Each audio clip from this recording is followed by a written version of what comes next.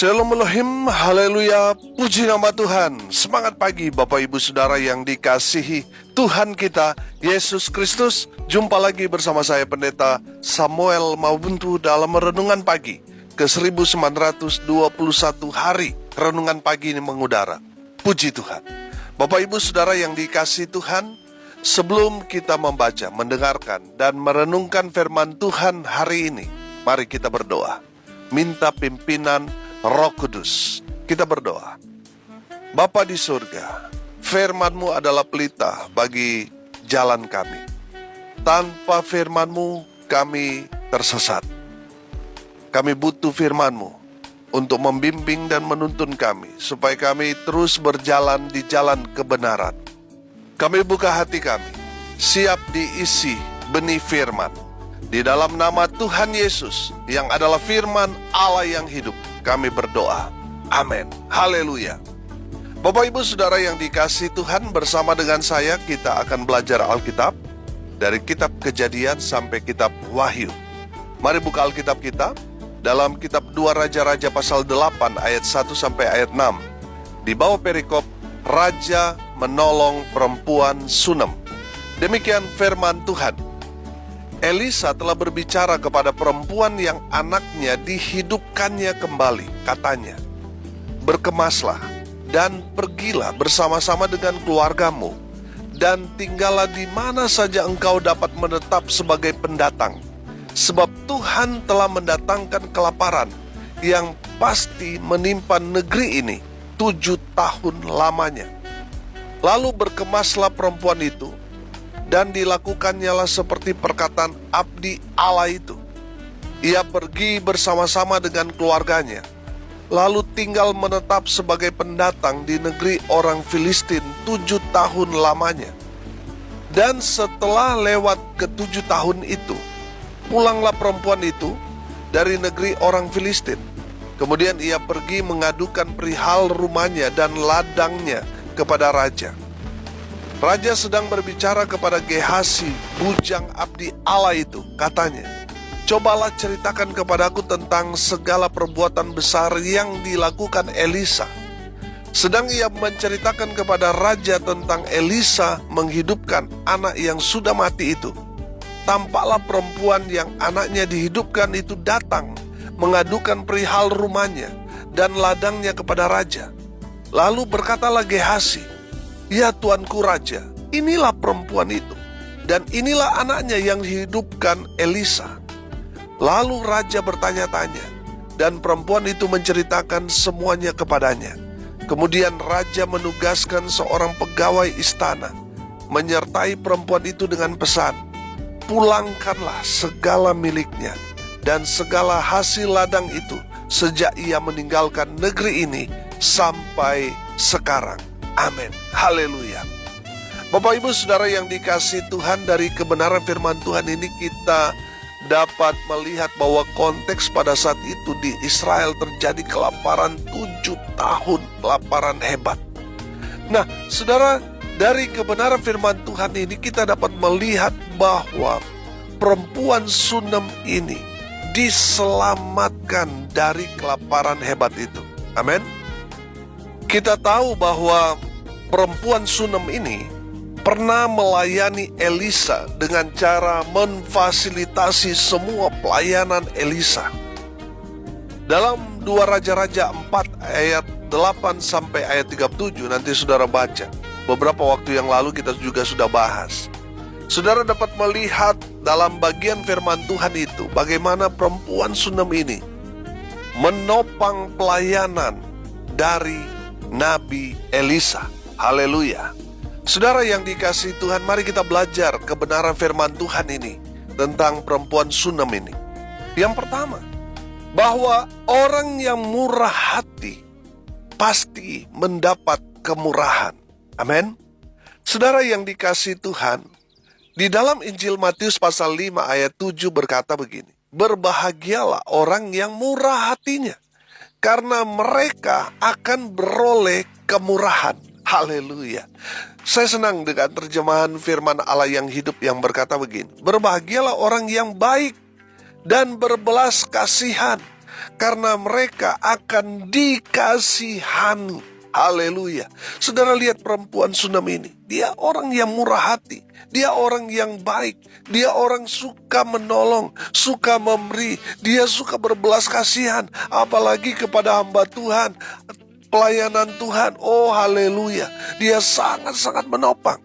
Makanya tidak heran, di masa sulit, kelaparan, masa paceklik, Tuhan menyelamatkan perempuan Sunam ini karena perbuatan baiknya. Makanya selalu saya katakan, perbuatan baik kita sekarang itu akan menolong kita ketika kita ada dalam situasi yang sulit. Tuhan akan ingat perbuatan baik kita. Dan di saat masa-masa sulit itu, Tuhan akan menolong kita. Amin. Selalu saya katakan begini, di saat kita berbuat baik, menolong orang, memfasilitasi, mendukung, mensupport pelayanan hamba Tuhan dan lain sebagainya.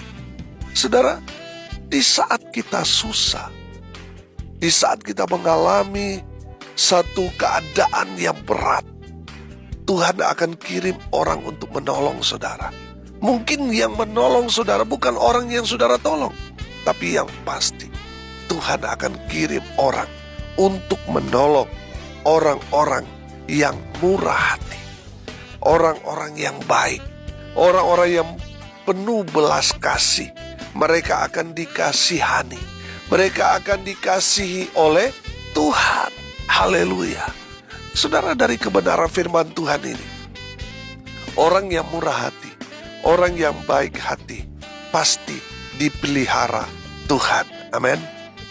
Orang yang baik, saudara, selalu saya ibaratkan sama seperti dengan menanam biji mangga. Dia tanam satu biji mangga, dia akan bertumbuh, saudara, dan menghasilkan buah. Bukan lagi satu, bukan lagi 10, 20, 100, tidak. Setiap musim dia akan berbuah, semakin banyak, semakin banyak. Saudara yang dikasih Tuhan, artinya apa? Satu kebaikan yang kita lakukan, itu ibarat satu biji mangga yang kita tanam. Dia akan bertumbuh dan menghasilkan buah, berjuta-juta kebaikan. Amin.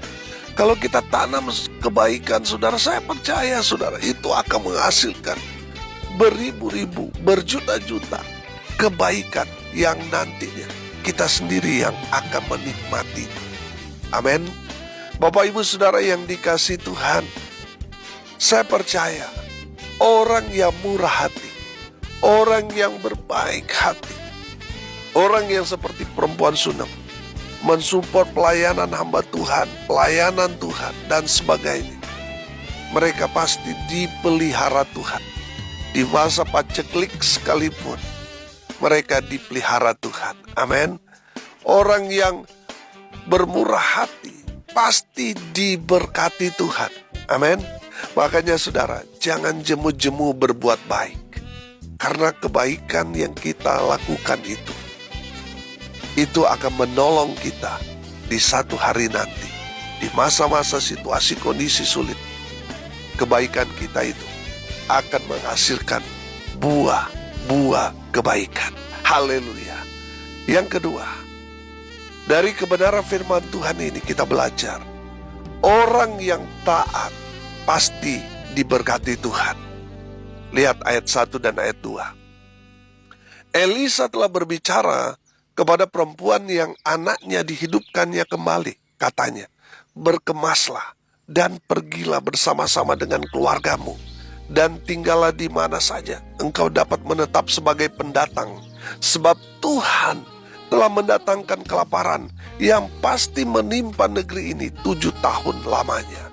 Sudah lihat ayat 2. Lalu berkemaslah perempuan itu, dan dilakukannya lah seperti perkataan abdi Allah itu. Ia pergi bersama-sama dengan keluarganya, lalu tinggal menetap sebagai pendatang di negeri orang Filistin 7 tahun lamanya. Haleluya. Saudara lihat, perempuan Sunam ini taat pada apa yang dikatakan Elisa kepada dia. Dia langsung berkemas. Dia nggak berdebat, dia harus kemana, apa yang harus dia lakukan. kepada Nabi Elisa? Tidak. Dia tidak berdebat, dia tidak protes, dia langsung bergerak. Dia langsung melakukan sebagai bentuk ketaatan dia kepada abdi Allah Elisa. Amin. Saudara yang dikasihi Tuhan, saya percaya orang yang taat pasti diberkati Tuhan. Amin. Saudara, kita belajar tentang ketaatan Abraham. Karena ketaatan dia pada firman Tuhan yang dia dengar dalam Kejadian 12 di sana. Untuk keluar pergi dari rumah Bapa, pergi ke tempat yang akan Tuhan tunjukkan kepada dia. Saudara yang dikasihi Tuhan, Abraham mendengar suara itu. Dia langsung bergerak. Dia langsung melakukan. Dia langsung pergi. Saudara yang dikasihi Tuhan, karena ketaatan Abraham itu, Tuhan memperhitungkan Abraham. Amin. Di saat Tuhan meminta supaya anak yang dia miliki satu-satunya, yaitu Ishak, untuk menjadi korban bakaran, sebagai korban yang menyenangkan hati Tuhan, Abraham taat. Dia bawa anak satu-satunya, yaitu Ishak, untuk dijadikan korban. Saudara, ketaatan Abraham diuji ketika dia hampir saja menyembelih anak satu-satunya itu. Saudara yang dikasihi Tuhan, dari kebenaran firman Tuhan itu kita belajar bahwa ketaatan Abraham diperhitungkan Tuhan, sehingga Tuhan memberkati keturunan Abraham. Bahkan berkat Abraham itu ada sampai sekarang. Amin. Saudara yang dikasihi Tuhan, dari firman Tuhan itu kita belajar orang yang taat pasti diberkati. Oh haleluya. Saudara yang dikasihi Tuhan, mari kita mau belajar taat. Apa yang sudah kita dengarkan dari hamba-hamba Tuhan mengenai perintah-perintah firman, mari kita mau lakukan itu dalam kehidupan kita sehari-hari sebagai bentuk ketaatan kita pada Tuhan. Saudara yang dikasihi Tuhan, memang kalau kita mau belajar tentang ketaatan itu betul-betul berat, betul-betul harus menyangkal diri dan sebagainya. Saudara yang dikasihi Tuhan, tapi percayalah, ketika kita taat melakukan kebenaran firman Tuhan, kita pasti akan menerima berkat-berkat Tuhan yang luar biasa. Amin. Saudara yang dikasihi Tuhan, kalau kita belajar tentang ketidaktaatan, kita belajar dari Adam dan Hawa. Ketika mereka tidak taat pada perintah Tuhan, apa yang terjadi? Mereka jatuh dalam dosa, mereka diusir, mereka menderita. Saudara, ketika kita tidak taat pada Tuhan, kita akan mengalami hal yang sama. Kita akan jatuh dalam dosa. Kita akan diusir keluar. Artinya kita tidak akan menikmati berkat-berkat Tuhan. Kita akan menderita. Saudara, mari kita mau belajar taat.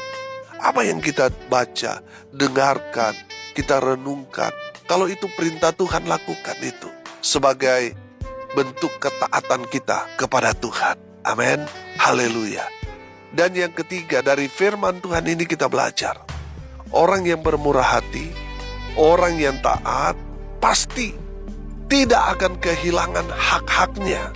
Saudara perhatikan ayat 3 sampai ayat 6 di sana berkata, dan setelah lewat ke-7 tahun itu, pulanglah perempuan itu dari negeri orang Filistin. Kemudian ia pergi mengadukan perihal rumahnya dan ladangnya kepada raja. Saudara perhatikan, selama 7 tahun itu dia meninggalkan rumahnya dan ladangnya. Nah, setelah dia kembali, mungkin dia melihat kok ada orang lain yang sudah tinggal di rumahnya dan menggarap ladangnya. Makanya dia datang kepada raja. Saudara, saya percaya segala yang terjadi dalam kehidupan kita tidak ada yang kebetulan. Semua Tuhan sudah atur. Allah turut bekerja dalam segala sesuatu, dalam segala hal, dalam segala situasi kondisi kita. Untuk apa? Untuk mendatangkan kebaikan buat kita, orang-orang yang percaya kepada Tuhan. Amin. Lanjut ayat 4. Raja sedang berbicara kepada Gehazi, bujang abdi Allah itu, katanya, cobalah ceritakan kepadaku tentang segala perbuatan besar yang dilakukan Elisa. Ayat 5. Sedang ia menceritakan kepada raja tentang Elisa menghidupkan anak yang sudah mati itu, tampaklah perempuan yang anaknya dihidupkan itu datang mengadukan perihal rumahnya dan ladangnya kepada raja. Lalu berkatalah Gehazi, ya tuanku raja, inilah perempuan itu, dan inilah anaknya yang dihidupkan Elisa. Haleluya. Tadi saya katakan, apa yang terjadi dalam kehidupan kita tidak ada yang kebetulan. Amin. Saudara lihat, perempuan ini ketika dia pulang dari perantauan karena masa paceklik 7 tahun kelaparan di Israel, ketika dia kembali ke rumahnya, ada orang yang sudah menguasai rumahnya, ladangnya. Makanya dia datang meminta keadilan kepada raja. Saudara, saya percaya sesuatu yang terjadi dalam hidup kita tidak ada yang kebetulan. Pas raja menanyakan tentang apa yang dilakukan Elisa, tentang mujizat-mujizat di dalam kehidupan Elisa, Gehazi ada di sana dan menceritakan tentang kejadian perempuan Sunem ini, di mana dia nggak punya anak, diberikan anak. Kemudian beberapa tahun kemudian anaknya itu mati dan Elisa menghidupkan kembali anak perempuan Sunem itu. Baru saja dia bercerita, perempuan Sunem ini datang meminta keadilan. Saudara, disinilah waktu yang tepat buat perempuan Sunem ini.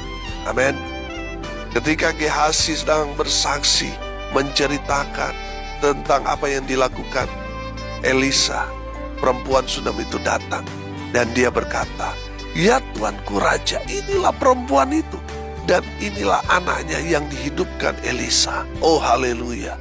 Kesaksian Gehazi tentang mujizat yang dialami perempuan Sunem yang dilakukan Elisa diteguhkan oleh orang yang mengalami kesaksian itu sendiri, yaitu perempuan Sunem. Amin. Saudara yang dikasihi Tuhan, ketika raja mendengar bahwa cerita dari Gehazi tentang Elisa klop, karena apa, saudara? Karena pelaku sejarahnya ada di situ, yaitu perempuan Sunem yang mengalami mujizat Tuhan. Haleluya. Ayat 6, perhatikan. Lalu raja bertanya-tanya, dan perempuan itu menceritakan semuanya kepadanya. Kemudian raja menugaskan seorang pegawai istana menyertai perempuan itu dengan pesan, pulangkanlah segala miliknya dan segala hasil ladang itu sejak ia meninggalkan negeri ini sampai sekarang. Haleluya. Bapak ibu saudara yang dikasihi Tuhan, perhatikan. Orang yang bermurah hati, orang yang baik hati, taat, pasti tidak akan kehilangan hak-haknya. Amin. Saudara yang dikasihi Tuhan, ini hal yang luar biasa. 7 tahun dia tinggalkan harta miliknya. Di saat dia kembali, orang sudah menempati rumah dan ladangnya. Di saat dia datang ke istana meminta haknya, klop, ada Gehazi di sana sedang menceritakan tentang apa yang Tuhan lakukan kepada perempuan Sunem ini melalui Nabi Elisa, dan terjadi. Kesaksiannya tepat, klop dengan apa yang diceritakan oleh Gehazi, sehingga raja percaya. Raja mengembalikan apa yang menjadi hak dari perempuan Sunem ini. Raja mengembalikan hak-hak dari orang yang baik hati ini, orang yang bermurah hati dan taat. Dia mendapatkan kembali hak-haknya. Haleluya, haleluya. Bapak ibu saudara yang dikasihi Tuhan, saya percaya orang yang murah hati akan mendapat kebaikan, akan mendapat kemurahan, akan mendapat pengasihan dari Tuhan. Saya percaya orang yang taat pada firman Tuhan pasti hidupnya diberkati, dipelihara oleh Tuhan. Dan saya percaya saudara, orang yang bermurah hati taat tidak akan kehilangan hak-haknya. Dia akan menerima kembali apa yang menjadi haknya. Amin. Mari kita berdoa. Terima kasih Bapa di surga, sudah memberkati kami melalui kebenaran firman Tuhan ini. Berkati semua pendengar, dimanapun mereka berada. Tuhan memberkati hidup mereka. Rumah tangga mereka diberkati, usaha pekerjaan pelayanan mereka diberkati. Mereka yang sakit Tuhan sembuhkan, mereka yang lemah Tuhan kuatkan. Tuhan hibur mereka yang berduka cita, dan memberkati mereka yang hari ini berulang tahun. Tuhan Yesus memberkati mereka dengan berkat-berkat surga. Bapak Ibu Saudara yang dikasihi Tuhan, arahkanlah hatimu dan terimalah berkat dari Tuhan Yesus. Tuhan memberkati engkau dan melindungi engkau. Tuhan menyinari engkau dengan wajahnya dan memberi engkau kasih karunia. Tuhan menghadapkan wajahnya kepadamu dan memberi engkau damai sejahtera. Di dalam nama Tuhan Yesus, sumber segala berkat. Bapak Ibu Saudara yang percaya, diberkati Tuhan, katakan amin. Puji Tuhan. Bapak Ibu Saudara yang dikasihi Tuhan, kalau saudara merasa diberkati melalui renungan pagi ini, bagikan juga kepada saudara-saudara yang lain, supaya mereka juga diberkati, karena untuk itulah kita dipanggil untuk jadi berkat. Salam kasih dari Bali. Saya Pendeta Samuel Mabuntu. Sampai jumpa besok pagi. Tuhan Yesus memberkati kita semua. Haleluya.